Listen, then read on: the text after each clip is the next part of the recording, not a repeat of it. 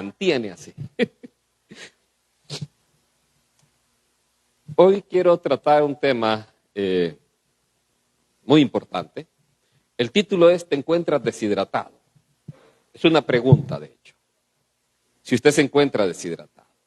Una persona deshidratada es aquella que le falta agua, le falta líquidos. Nuestro cuerpo funciona con agua. La mayor parte de nuestro cuerpo creo que es agua. Y cuando nos falta el agua, pues nos mareamos, alucinamos y muchas cosas.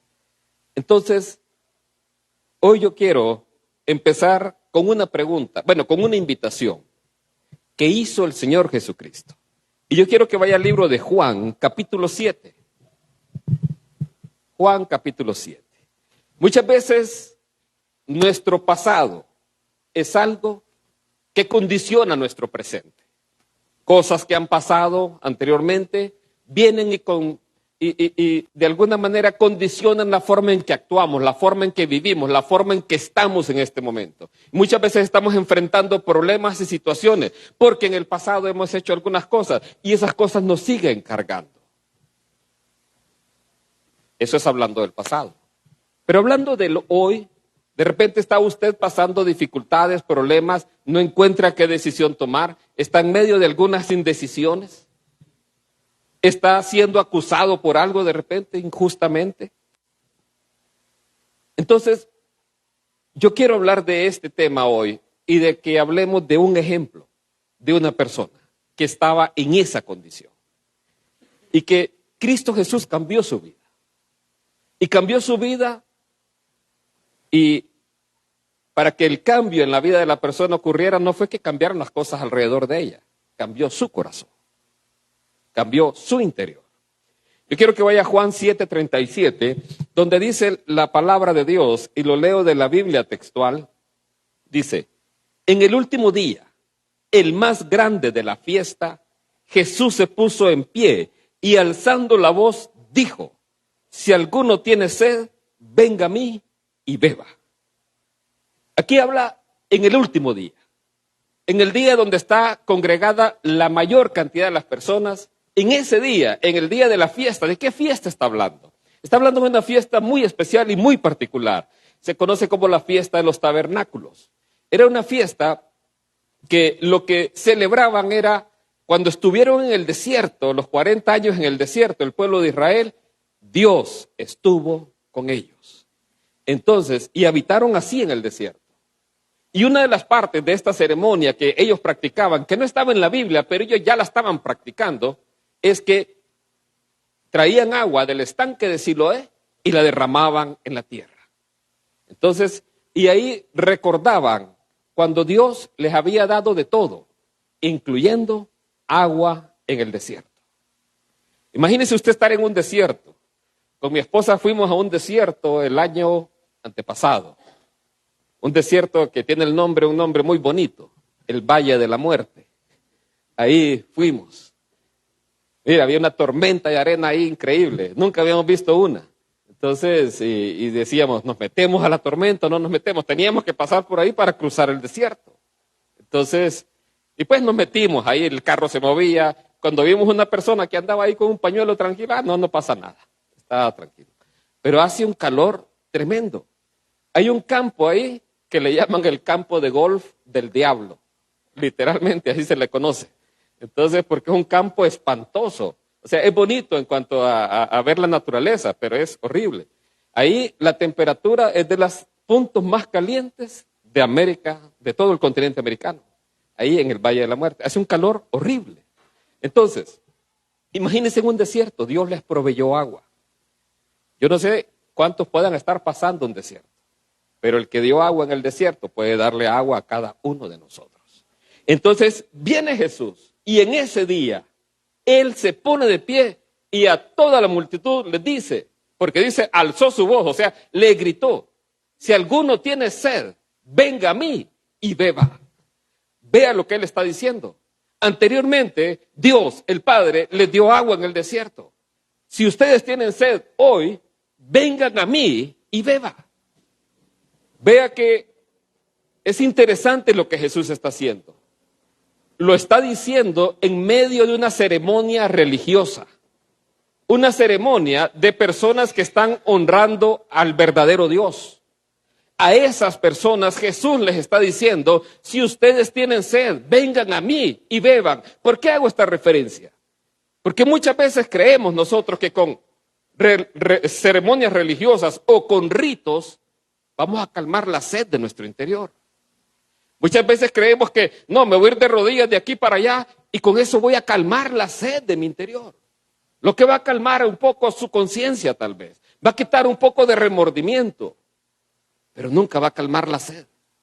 Es como tomar Panadol para curar un tumor. Usted puede tomar Panadol y eso le va a calmar un poco el dolor. Pero la raíz está ahí. La raíz está atrás. Mire, hace tiempo a mí me hicieron una endodoncia. ¿Saben lo que es una endodoncia? Que su muela tiene problemas y entonces tienen que rellenársela, pero para llegar hasta ahí hay que llegar hasta el nervio y poder taparla. Y entonces, hay que llegar ahí a la raíz y matar el nervio para que no le esté molestando y no le esté doliendo. Entonces resulta que me hacen la endodoncia el doctor. Y pues, hace la endodoncia, a la semana con dolor yo. Híjole, qué raro, dice el doctor. Te voy otra vez donde el doctor. Me quita todo otra vez y me la vuelve a tapar. A la semana otra vez con dolor yo. El nervio muerto, pero todavía yo con dolor. Y así fueron como 5 veces. Hasta que dijo el doctor, mire, no sé qué pasa. No queda otra que sacarle la muela. ¡Guau! Se fue la muela. Entonces, ¿saben qué pasó? Con la muela venía un pequeño tumorcito. Un pequeño tumor se vino así con la muela. Y eso estaba ahí abajo. Y entonces, eso era lo que estaba provocando el dolor. Para poder calmar la sed en el interior del ser humano, no hay que tomar Panadol. No son los ritos, no son las ceremonias. Pastores, que ya hice la primera, la segunda, la tercera, y no sé cuántas comuniones hay. Ya las hice todas, pastor. Y sigo igual, y tengo problemas, y vivo de ansiedad. Quiero hablar un poco acerca de la sed. La sed, ¿qué puede ser la sed en el alma? Para que usted determine si hay sed en su interior. Por ejemplo, alguien que no se acepta a sí mismo. Alguien que no se acepta a sí mismo. O que vive con inseguridades, con temores. Una persona que vive en constante insatisfacción. Que vive en constante amargura. En constante queja. En constante ansiedad, depresión. O alguien que es feliz mientras las circunstancias de la vida le permiten tener seguridad económica, le permiten tener una buena familia. Pero cuando algo de eso se quita, empiezan los temores y las preocupaciones. Si hay alguna de estas condiciones es porque todavía hay sed en nuestro interior. Y quiero que note lo que Jesús dice. Él dice, si alguno tiene sed, venga a mí y beba. No dice si alguno tiene sed, hágase evangélico y se le va a quitar la sed. O hágase católico, o hágase mormón o musulmán. No, hay que ir a Jesús. Él es el único que puede calmar la sed en el corazón humano. Nadie más. ¿Y qué significa ir a Jesús? Vamos a ver. Si yo preguntara, y los que están acá y los que están ahí, ¿cuántos creen en Jesús? Medio mundo cree en Jesús. Todo el mundo dice, no, yo creo en Jesús. Vieron las películas de la Semana Santa y yo creo en Jesús. Entonces, ven al bebé Jesús y les gusta. Hasta lo ponen de nacimiento en Navidad. Les fascina el bebé Jesús. O algunos otros, un poco más devotos, andan con un gran crucifijo. ¿Ah? Y ahí está Jesús. Y creen que eso es como algo que les va a dar poder, fuerza, un tipo amuleto.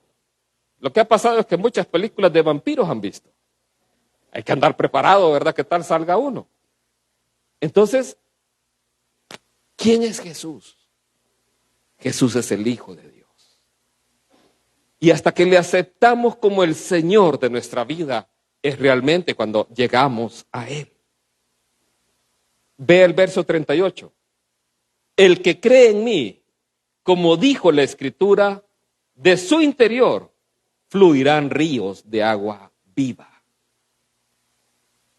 A Jesús no solamente hay que aceptarlo como el bebé que él fue, o como el que fue crucificado, sino como aquel que está sentado hoy a la diestra de Dios Padre, como aquel que venció a la muerte misma, a los principados y a las potestades, como aquel que es el Rey de Reyes y el Señor de los Señores, como aquel que viene a juzgar y a gobernar a esta tierra. Y es hasta que le reconocemos como Señor de nuestra vida. Y ojo, cuando dice la palabra como Señor de mi vida Él es mi amo. Él es mi amo y yo soy su esclavo. Mientras eso no ocurra en el corazón, la sed en el interior va a seguir. Es hasta que lo hago a Él el Señor de mi vida, que realmente lo que Él promete aquí va a ocurrir. ¿Y qué es lo que Él promete aquí? Verso 39.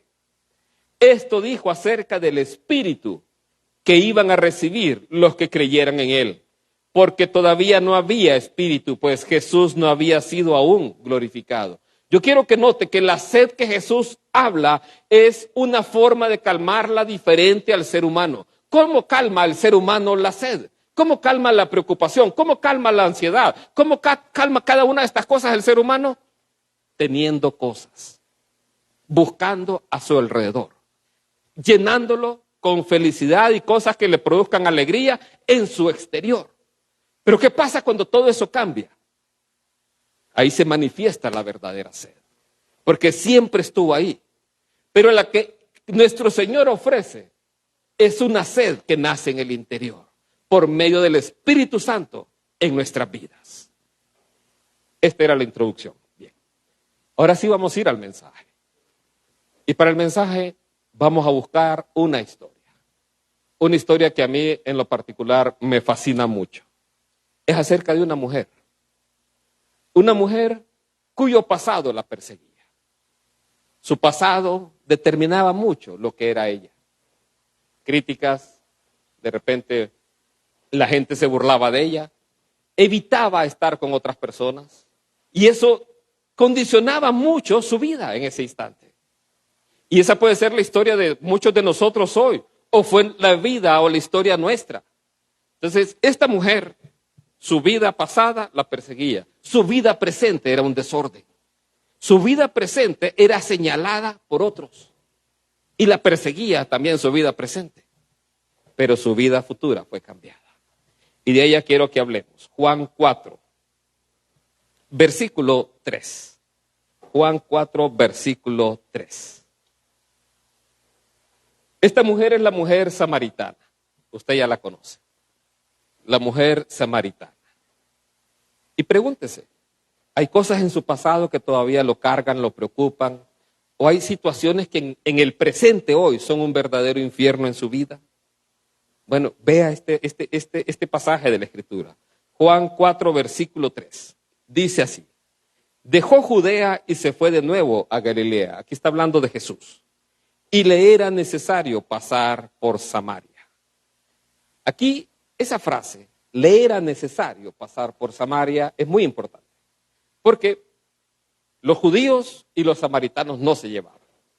De hecho, los judíos acusaban a los samaritanos de ser, ¿cómo le llaman? Mezclados, no ser verdaderos israelitas. Porque así había pasado en la historia. Realmente un rey había traído y se había deportado a los israelitas y había traído de otras naciones ahí. Entonces, era una mezcla. Además, habían puesto otro lugar de adoración en Samaria que le hizo competencia a Jerusalén. Y eso fue porque ellos quisieron, el primer rey hizo eso. El primer rey de Israel, cuando ya se separó el reino, hizo eso. Estableció un lugar de adoración ahí en Samaria.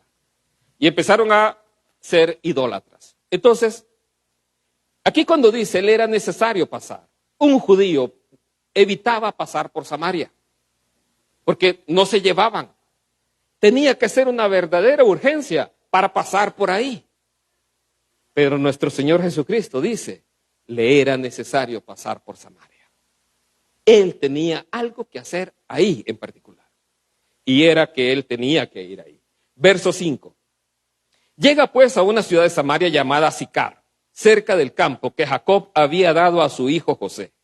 en donde estaba la fuente de Jacob, y Jesús, fatigado del camino, se sentó así, sobre la fuente. Era como la hora sexta. Entonces, aquí es interesante porque este pasaje nos muestra la humanidad de nuestro Señor Jesucristo al estar aquí en la tierra. Se fatigó, se cansó. No fue que la cruz no le dolió, le dolió. Entonces aquí vemos cómo manifiesta este pasaje la humanidad de él. Y como era la hora sexta, ¿cuál es la hora sexta? La hora sexta es contando desde las 6 de la mañana, entonces la hora sexta es mediodía. Era las 12 del mediodía. Imagínense que en el desierto usted a mediodía y viene de caminar un buen trayecto. Entonces, claro, él se fatiga, se cansa y hay una fuente de agua ahí y él le da sed.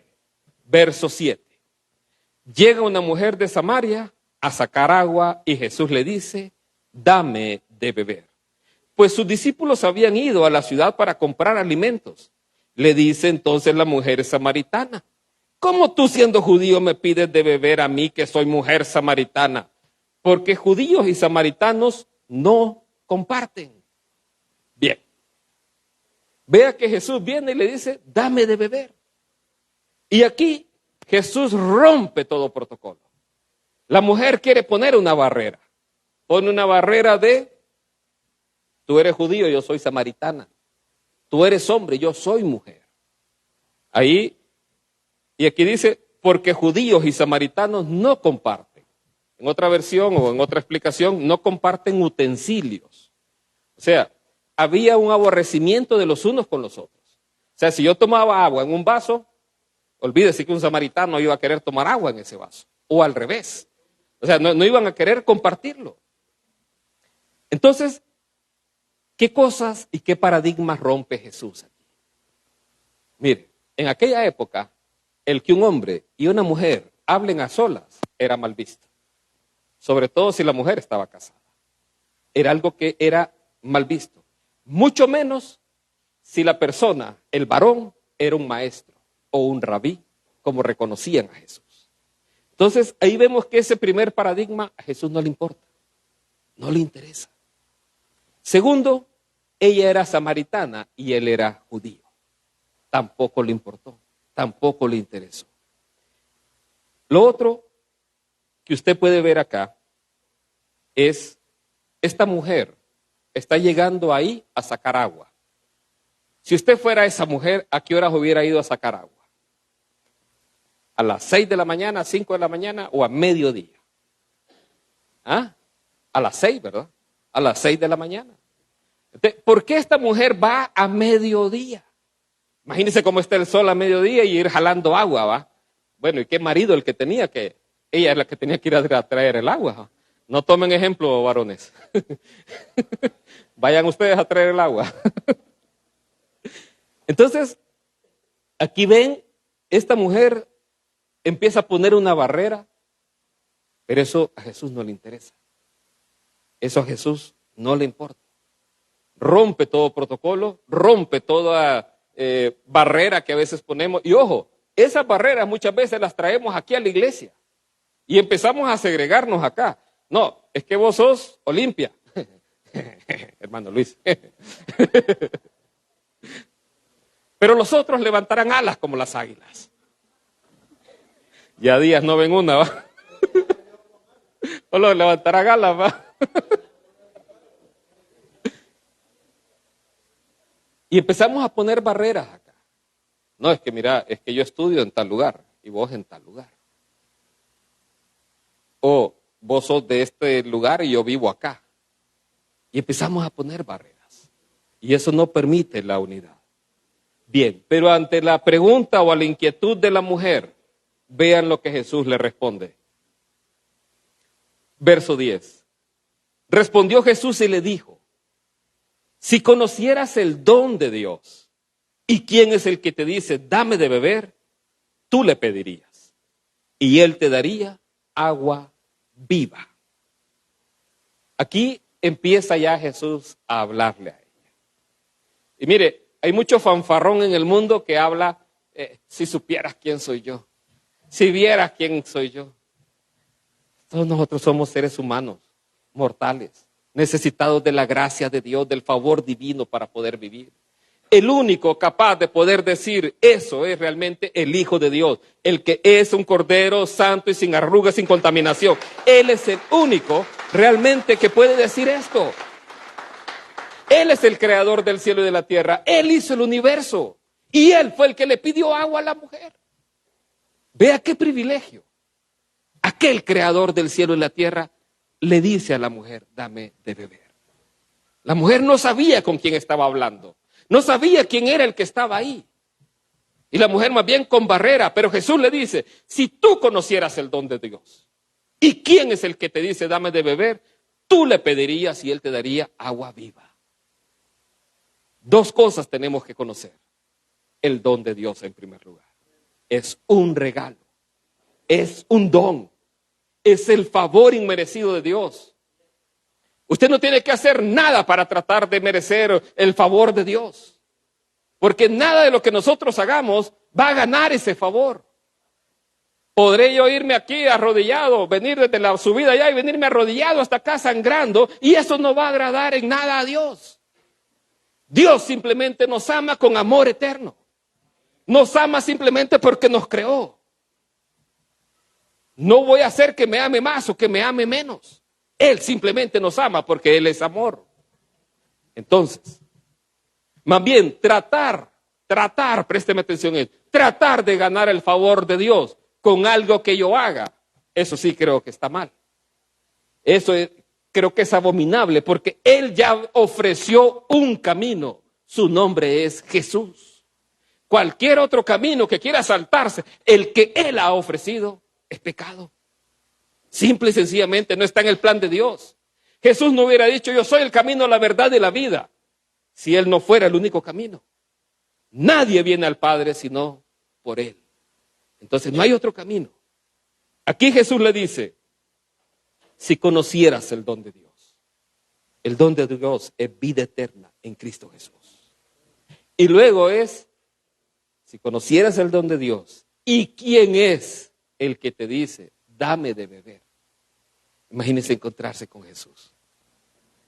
Qué privilegio habría sido. Pero también, no crea, no es fácil. Era un ser humano que usted miraba ahí. Es interesante. Pero Jesús dice, si supieras quién es el que te dice, dame de beber, más bien tú le pedirías y Él te daría el agua viva. Aquí está la promesa de Dios.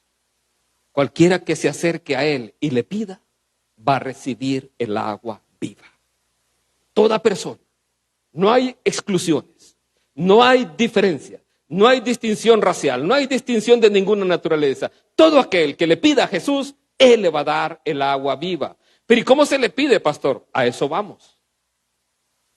A eso vamos, porque hay algo que Él tiene que hacer y es un proceso que usted tiene que prestar atención. Porque no es tan fácil. Y aquí va a ver que es donde los soberbios se caen del caballo. Es donde los soberbios tropiezan.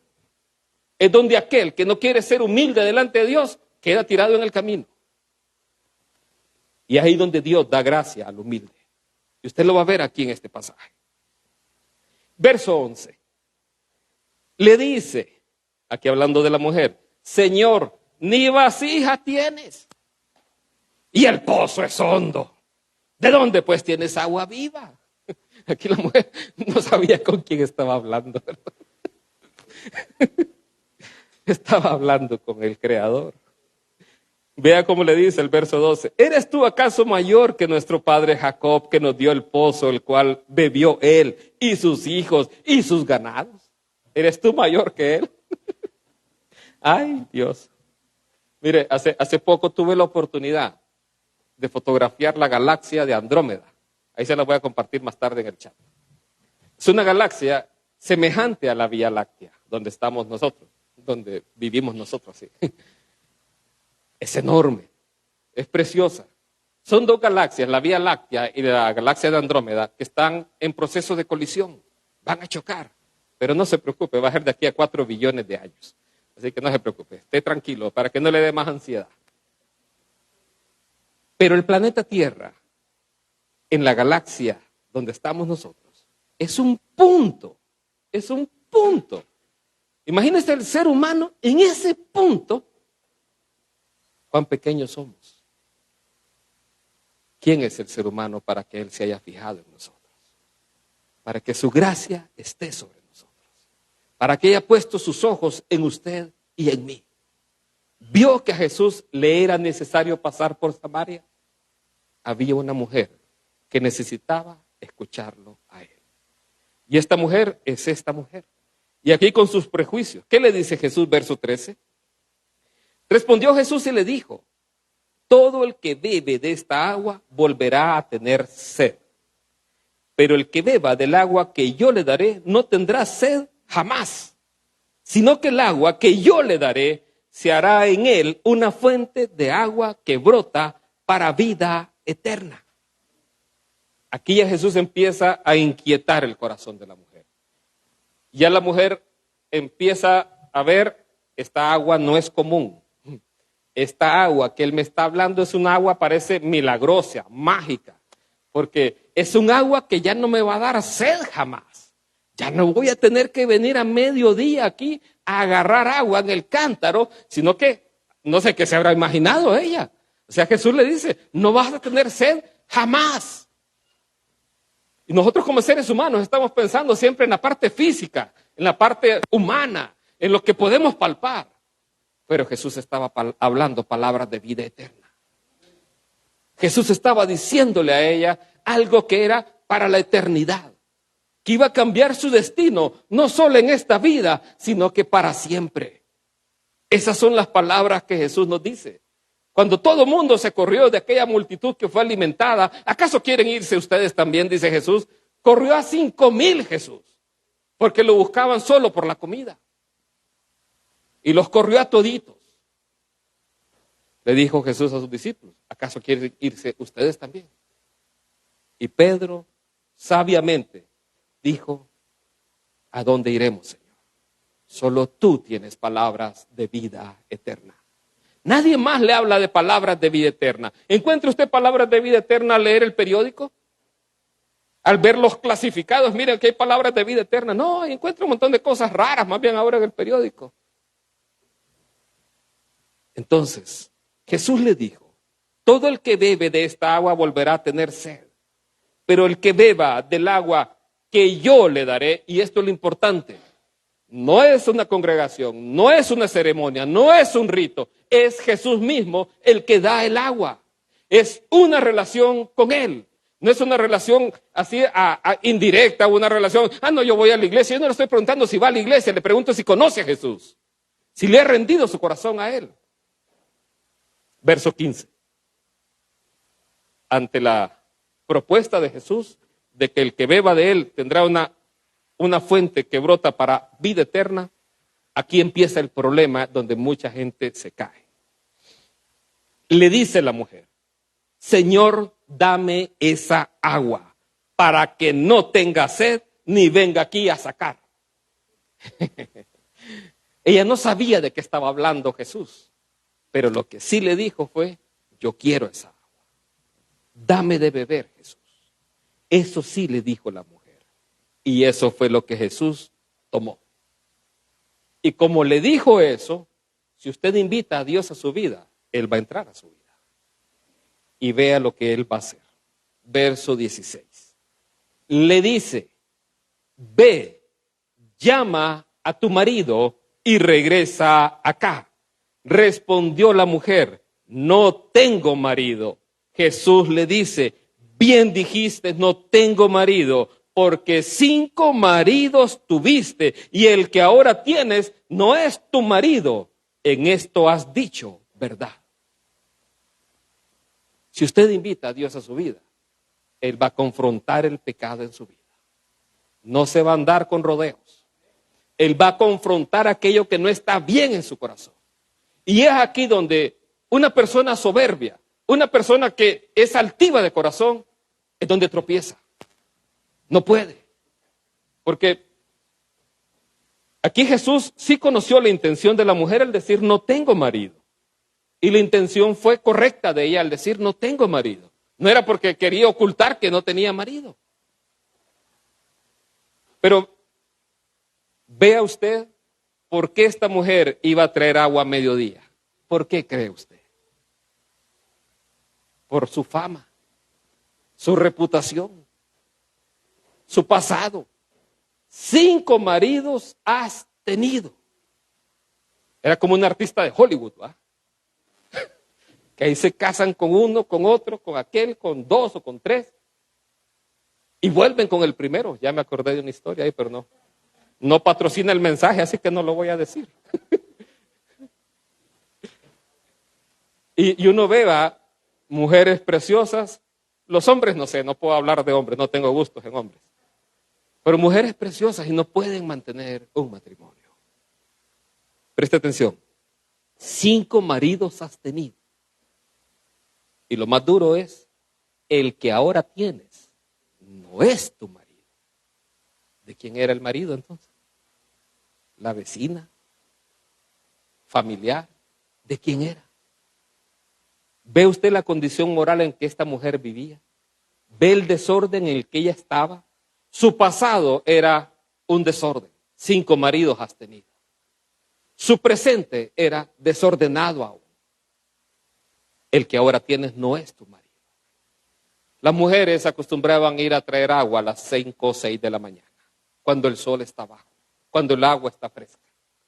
Ella iba a la hora que no iban las mujeres. Porque las mujeres tienen un don y un talento, ¿verdad, hermanos? Tienen un talento, les gusta. Entonces, hey, ya viste, vino la samaritana, le dijo una a la otra. Aquella que tuvo a José o a Juan. Y empieza a hablar, va, y agarran las semitas con café y empieza la tertulia. Les hizo el día la mujer samaritana. No, entonces, ella iba a mediodía. Nadie iba a mediodía. Nadie iba. Jesús sí. Porque para él le era necesario ir ahí. Jesús va a confrontar el pecado en su vida. El ser honesto, hablar con verdad, es decisión suya. Es decisión suya. Pero si conocemos la verdad, dice que la verdad nos va a hacer libres. Y tratamos de ocultar nuestra vida de Dios. Y Él nos conoce. Él conoce aún las intenciones de nuestro corazón. Él conoce lo profundo del ser. Él conoce su acostar, su levantarse, por qué llora, qué es lo que le causa alegría. Él conoce lo que pasó, Él conoce lo que está pasando y Él conoce su futuro también. Él conoce todo de usted.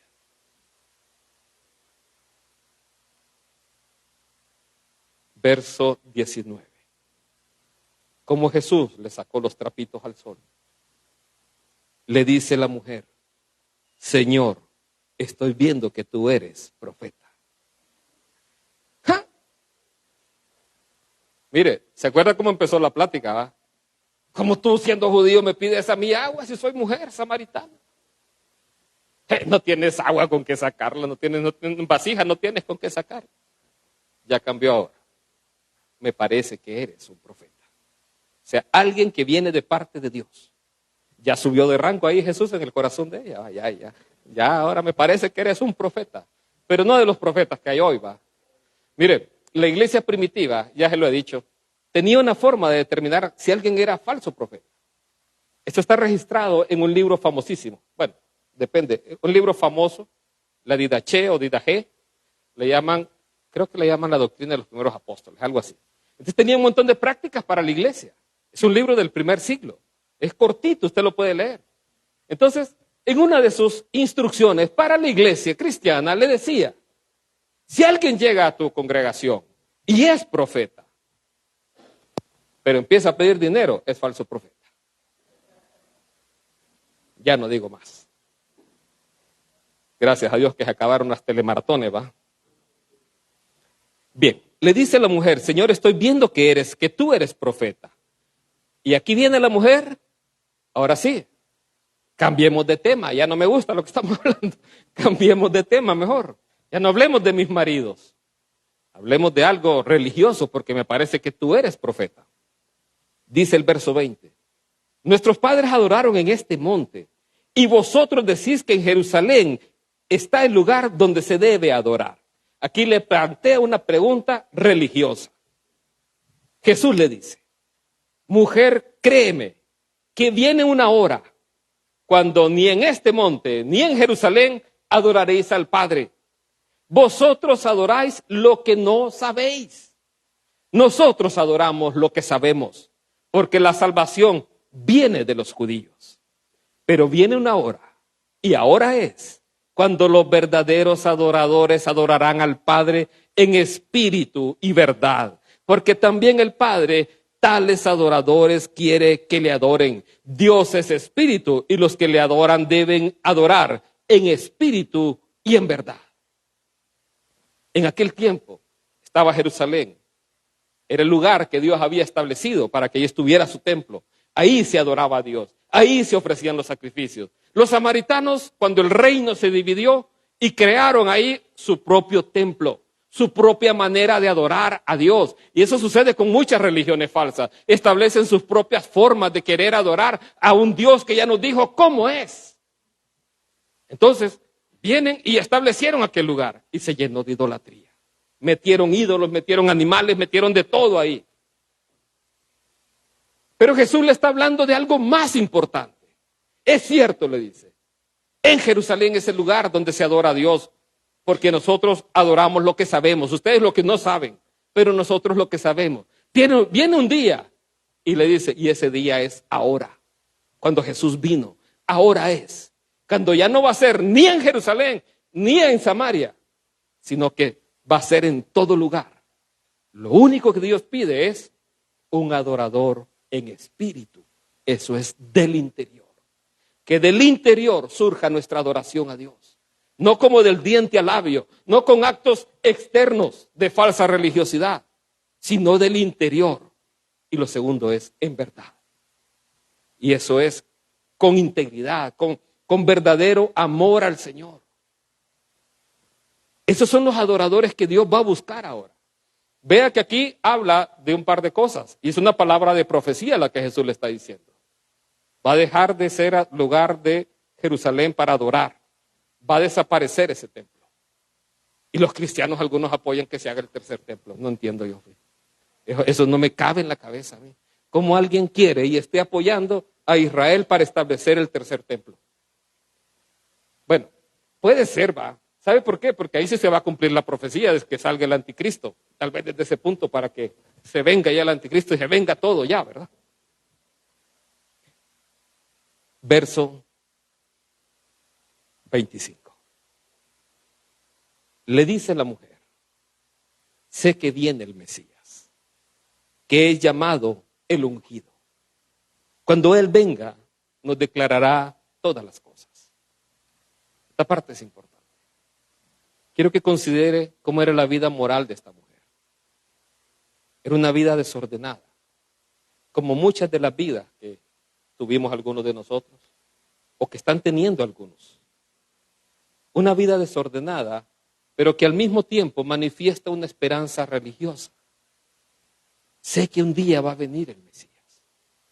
Sé que un día va a venir el Salvador del mundo. Sé que algún día Él va a venir. Y Él nos va a hablar y va a declarar todas las cosas. Imagínense tener esa esperanza ella. Una mujer con una condición moral dudosa. Una condición que realmente le cargaba, le afectaba. Su comportamiento en ese momento era así afectado. No podía ver a las mujeres de repente del pueblo. No podía ver a gente del pueblo porque todo el mundo hablaba de ella. Pero en el fondo ella albergaba una esperanza. Un día va a venir el ungido. Un día va a venir el Mesías. Y el verso 26, Jesús le dice, yo soy el que habla contigo. Imagínese, la esperanza de su vida está frente a usted.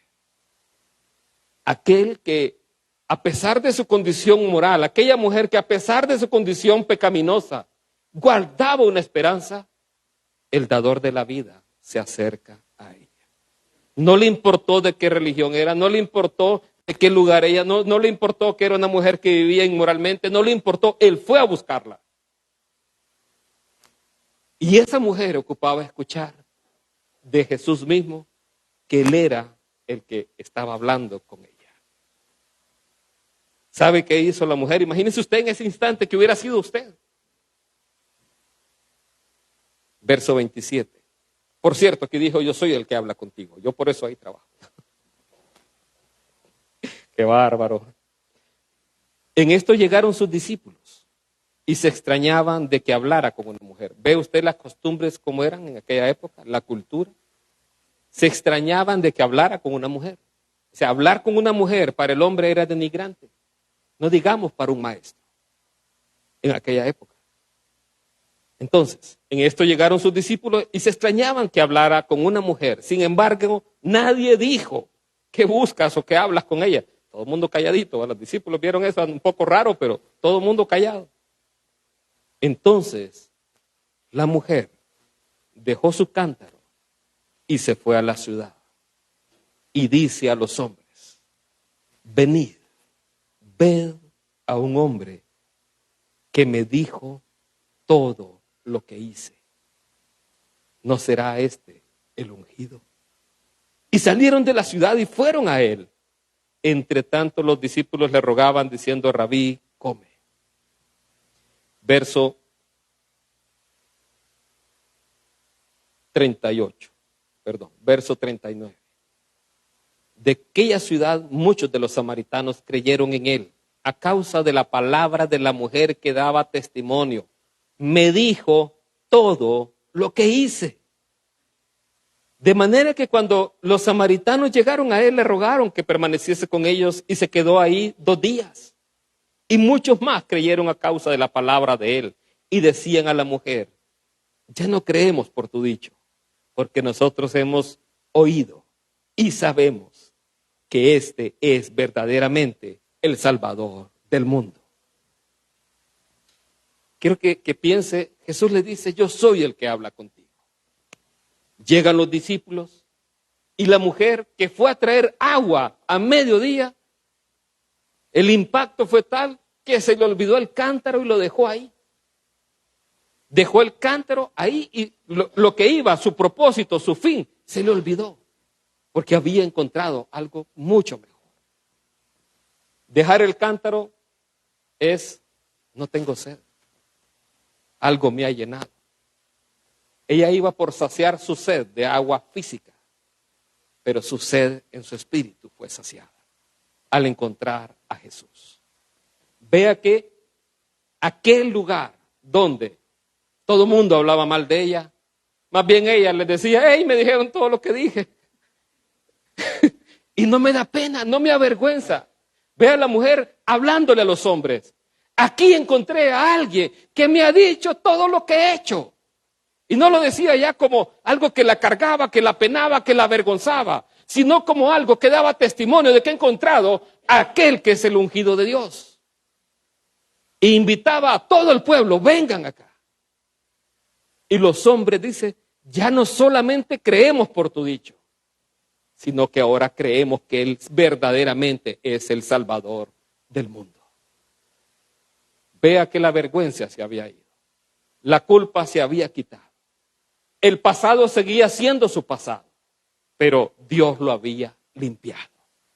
Y ya el decir, me ha dicho todo lo que he hecho, era para dar testimonio y gloria de lo que Dios había hecho, un verdadero cambio en su vida. Para tener acceso a esa agua que Dios da, lo que se necesita es precisamente lo que hizo la mujer. Dios puede hablar, puede actuar, y Él es capaz de cualquier cosa. Solo hay algo que Él no puede hacer. Es que usted acepte su necesidad de Él. Eso Él no lo puede hacer. Claro, hay unas doctrinas ahí raras, pero Él no va a hacer que usted tenga sed así y usted diga, no, eso tiene que ser usted mismo. La mujer le dijo a Jesús, dame de beber. Jesús confrontó su pecado. Al ser confrontado su pecado, la mujer fue humilde y aceptó la condición de su alma. No la ocultó, la aceptó. Y luego reconoció en Jesús a aquel que es el Salvador del mundo. Ahí donde está, yo quiero que incline su rostro, que cierre sus ojos. ¿Cómo se manifiesta esta sed en nuestras vidas? Insatisfacción por nuestras vidas, aún por nuestro cuerpo, con nuestro físico, la baja autoestima, rencor también, por alguien que nos ha hecho malas pasadas, alguien que le ha lastimado mucho, culpabilidad por errores cometidos, malas decisiones que pudieron hacer tu vida diferente, o tal vez te sientes culpable por haber desperdiciado tu vida, o porque le fallaste a tus seres queridos. También se puede manifestar por ansiedad, producto de la incertidumbre del futuro. Tienes temor de lo que puede ocurrir, depresión, por falta de esperanza en el problema que estás pasando, porque te encuentras en una encrucijada sin saber qué hacer de tu vida, o porque has perdido el deseo de vivir y no encuentras un sentido de la vida. Has tal vez perdido a un ser querido, o estás en una relación conflictiva y no encuentras salida, por inseguridad ante la muerte y ante tu destino, por desánimo y desorientación. Sientes que no has logrado nada con tu vida, porque has vivido lleno de afanes, de preocupaciones, con amor al mundo, con amor al dinero, con avaricia en tu corazón.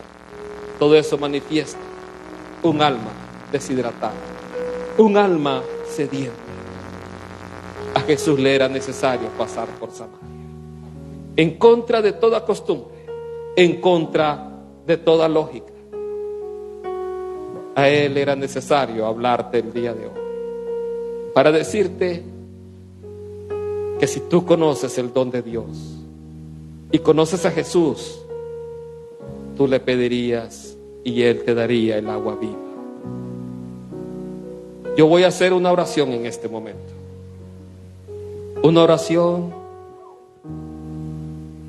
de arrepentimiento delante de Dios. Si usted quiere hacerla, la puede hacer conmigo. Ahí donde está, con sus ojos cerrados, ahí donde está, en el lugar que sea. Olvídese de la persona que está a la izquierda, a la derecha. Si usted hoy de todo su corazón pone su mirada en Jesús, Él puede cambiar su vida. Su destino eterno está en las manos del Señor. Si usted quiere hacerlo, puede hacerlo así conmigo. Señor Jesús, vengo delante de ti para que, como con esa mujer tú le diste del agua viva, te pido, oh Señor, que sacies la sed en mi interior y que me des de beber de esa agua viva que solamente en ti es posible. Un agua que nadie más puede saciar, que nadie más puede suplir, solamente tú, Señor. Te pido, Dios, que perdones todos mis pecados, que transformes mi vida, que me hagas la clase de persona que tú quieres que yo sea. Mira mi vida, mira mi familia, mira mi hogar, Dios. Cambia todo en mí y cambia todo en mi alrededor. Te entrego mi corazón y mi vida y te reconozco como el Señor y mi Salvador. En el nombre de Cristo Jesús. Amén. Póngase de pie, vamos a adorar al Señor. Que me rescató, que me